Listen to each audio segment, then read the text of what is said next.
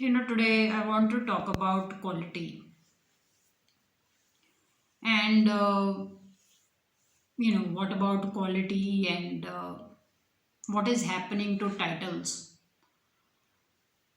corporate organizations and the places I've worked.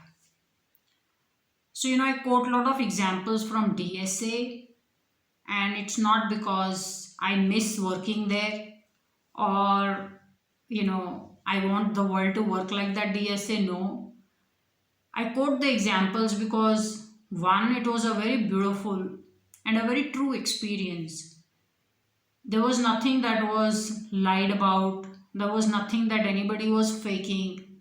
Even though the effort was mountainous or excruciatingly painful, but it was a very real effort. Versus, in organizations where I've seen people sitting till 9 in the evening, they'll come to the office at 9, go at 9, and all day long they would have done nothing. So, I believe that if people are getting well paid and you're well educated, organizations should not have a time constraint, which means you have so much work or deliverable to do. Once you're done, you can go home. So, I wanted to start with the DSA. Okay, let us start with the DSA. So you go from being a frontline person to a trainer, which means now you will start to train people. And so once I became this trainer, it was the bottom line with the trainer is he or she will come back with so many deals or so many close. And it's not a pressure sales, it is not a forced arm twisting sale, but it is your caliber which has now got honed or developed into delivering this kind of performance. So if someone said he or she is a trainer, you already knew that this much business is going to come, or this is the number of people this person can train. And then if you moved to the next level, which was extremely difficult, it also means you can hire that many people and form a team. So this was all quality, so there is a certain quality attached to the title. Now I will tell you, when I was working in the organizations, so I keep taking examples of ICICI Bank. It is not out of prejudice, or it is not out of any some emotion. It is purely because I want to talk about how the corporate world is working, and the same people are floating around in different organizations, so they are also not working at any such great any different way. They must be working more or less the same way. So I was in this team, and a lot of new joinees joined, and for 7 months none of them sold anything. None of the new joinee has sold anything, and they're just roaming around with a blank slate, a zero number against their name. It just, nobody is able to make a new joinee activate, or some such thing. So new joinees just roaming around, idling around, and then 7 months I saw this new joinees have not sold anything at all. After a year, so I see the new joinees have not performed. After that, 1 year went, and then one day I saw one of the new joinees who had not performed anything in 7 months had become a branch manager.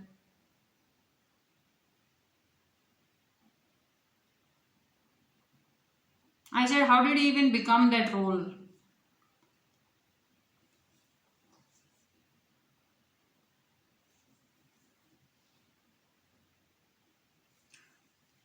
Now I will come to the problem of when people have no ability, but then they move into leadership roles, or they have not sold anything and they move to leadership roles. They don't understand how much is too much, or how much pressure is too much pressure.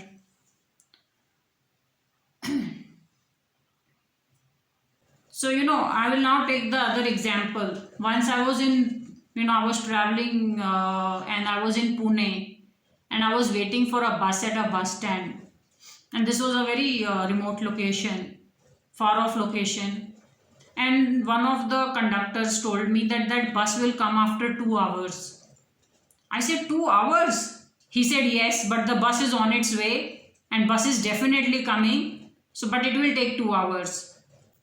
So, because I wanted to go, at a certain place, I had no choice and I didn't mind. I said, okay, I'll wait for 2 hours. But though it's a very, very long time to wait for a bus. So, as I'm sitting there, one lady who was a cleaning lady, so they do the brooming of the streets. After some time, she came with the big broom that she had and she came and sat next to me. And I just asked her that, is your job very tiring? She said, no, my job is not at all tiring. I come here and I do all the cleaning work. I finish it in 1 hour. I said, that's nice. She said, yeah, I go very fast and then, I do all the cleaning work. And she said, I'm actually done in 1 hour. I said, so what time did you come here? She said, I come here by 7.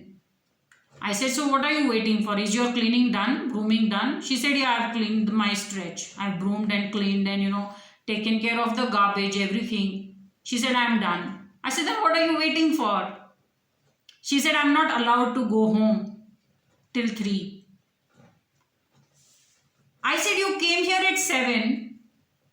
You finished your work, which is cleaning the stretch. Maybe 1 hour, 2 hours, maybe she took 3 hours. Whatever is the time she took. Maybe she took 1 hour just to clean.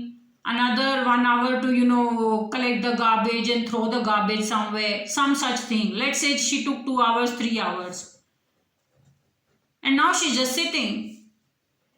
I said, why are you sitting? She said, I'm not allowed to go home. I said, why would they not allow you to go home? Your work is done, go home. I said, and you should only come from your house to do the cleaning work and go home. Why would they make you sit till 3? She said, no. They said that you can't go home. You have to sit till 3. She said, and I get my monthly salary from the government. So she was on a government salary. See, whether you're on government salary, you're on some moon salary, some god salary, some other salary, whatever be the salary, end of the day, can we use some common sense and empathy? And she told me to come to that job of cleaning job. She wakes up at 5 in the morning. And she does all the cooking. She makes her children ready, go to school. And she stayed very close by. She said, I make my children ready for the school, give them their tiffin, make them eat their breakfast. And then I come here at 7.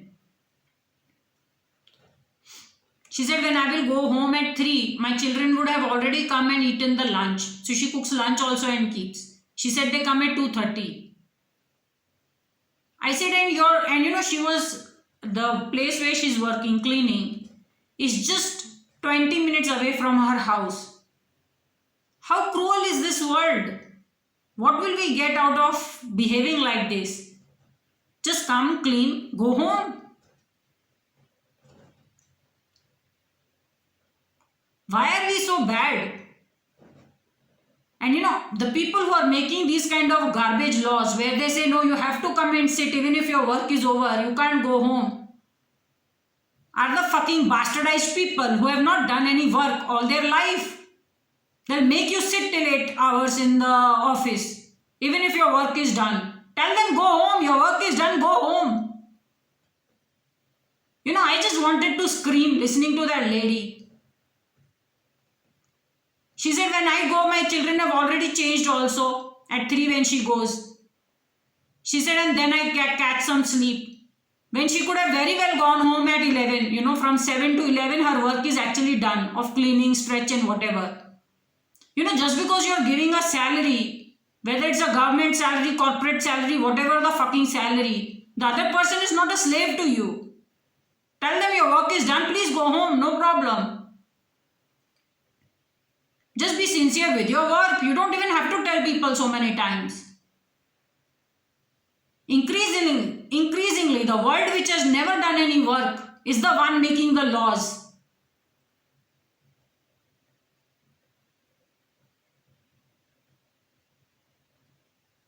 You may get quality, with all the cleaning and all, you may get the quality. But you also get a frustrated people.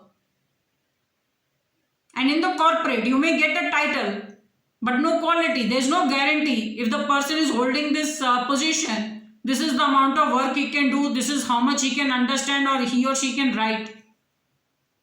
They're just jumping jobs. Every year they change a role or jump a job, and then they have something high paying and bigger role to handle. This world needs to slow down.